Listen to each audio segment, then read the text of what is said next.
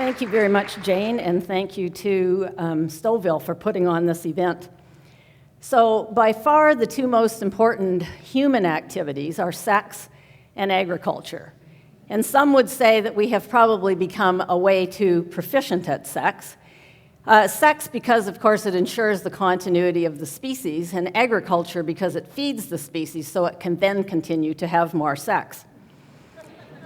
My topic today is building a future for agriculture in Canada. It is a huge and massive topic, so where to begin? And I decided that what I would do is discuss a situation which I think has the ability to make or break the mighty Canadian agriculture industry.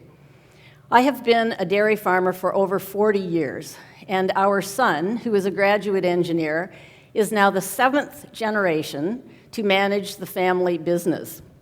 Ours is a modern, well-run farm with lots of technology on it to keep us effective and efficient. We have such things as 3 robotic milkers, 2 anaerobic digesters, and a number of computer programs designed to do everything from tracking individual animal health to analyzing the macro and micronutrients that are required in our rations.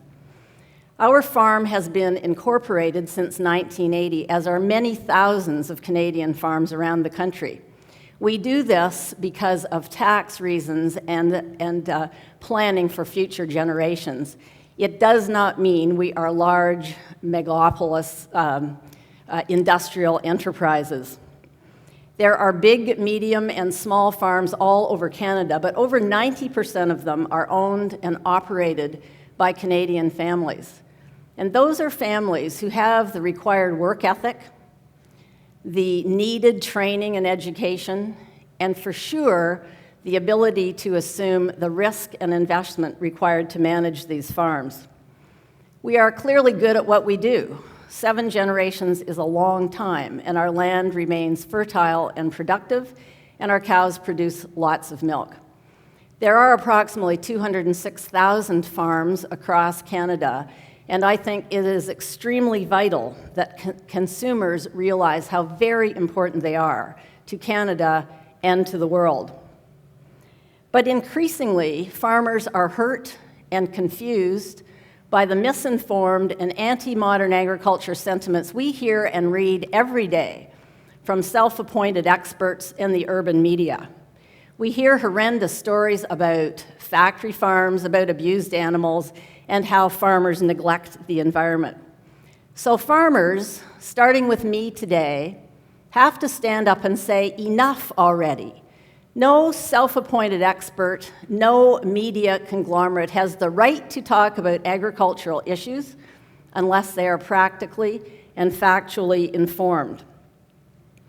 I don't know where the swell of anti-modern agriculture is coming from, but I do know for sure that it is eating away at the foundations of this mighty industry.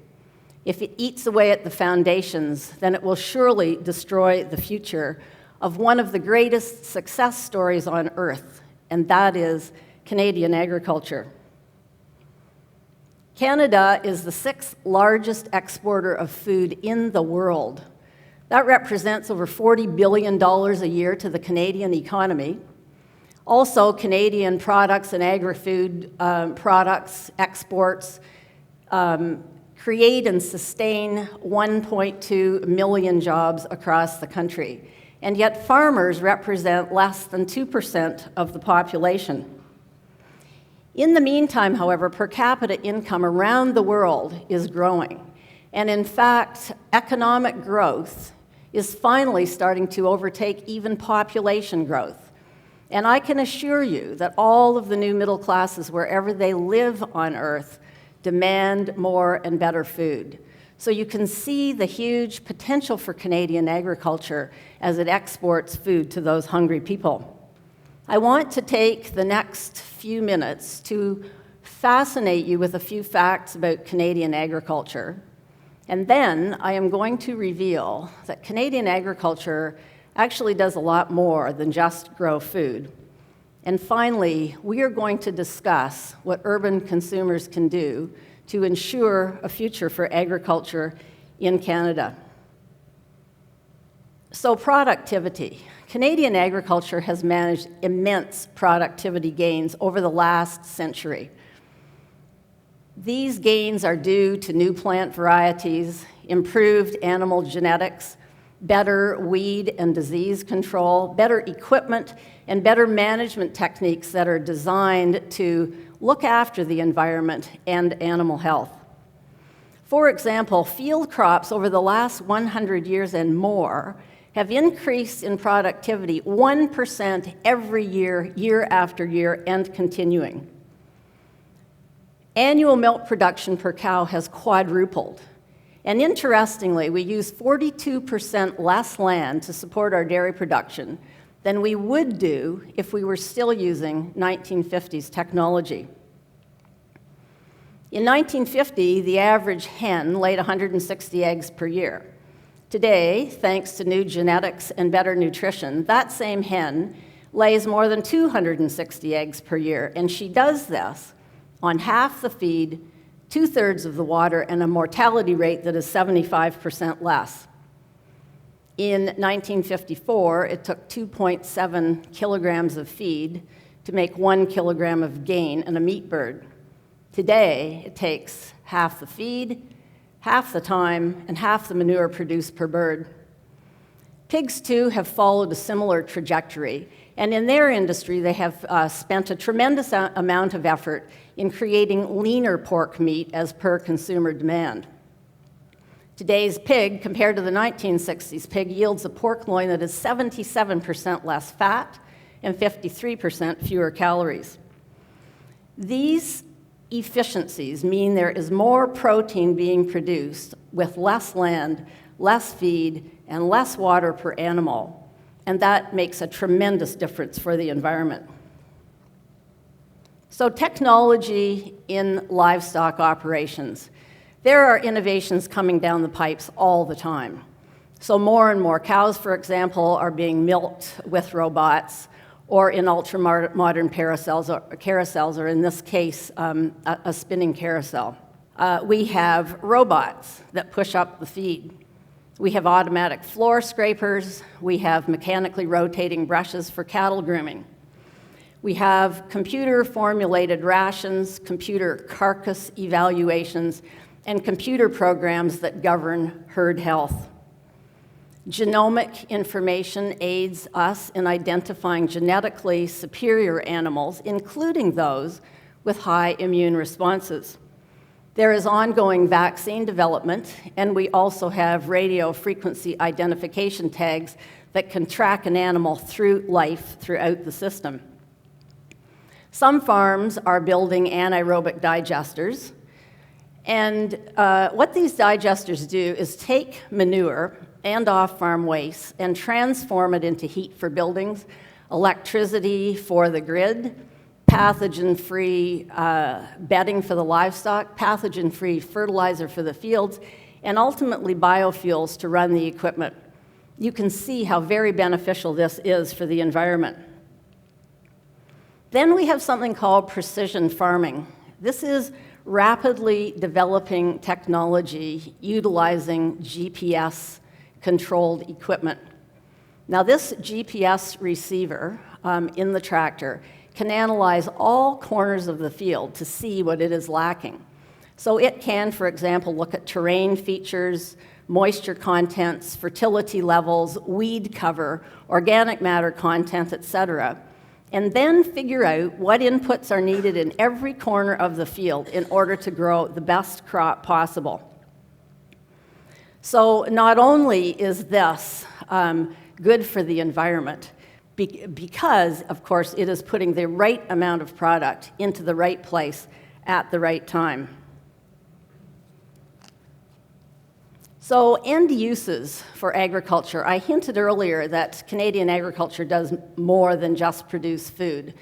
There is a new bioeconomy starting, and Canadian agriculture has availed itself of the opportunities that it is offering.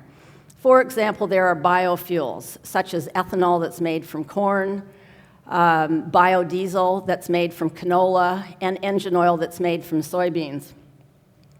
We have a number of industries that are creating biochemicals, biosolvents, bioplastics, biosurfactants. It goes on, and all of these things made from renewable plant material.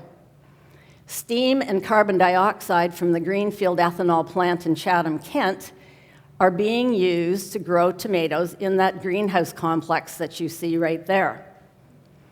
There is a company called BioAmber Incorporated from Sarnia that makes biosuccinic acid from plant-based materials instead of petroleum. So that is beneficial for the environment and is carbon neutral. Biosuccinic acid is used to make everything from pigments to plastics, pharmaceuticals, and metal platings. And one of the reasons that BioAmber located in Sarnia is because it is in one of the richest farmland areas of Canada. There are genetically modified plants that offer to us enhanced and beneficial characteristics. Some of these plants have a drought tolerance, cold tolerance, increased nutritional content, insect and disease resistance, and enhanced survivability. They are the future of food in Canada.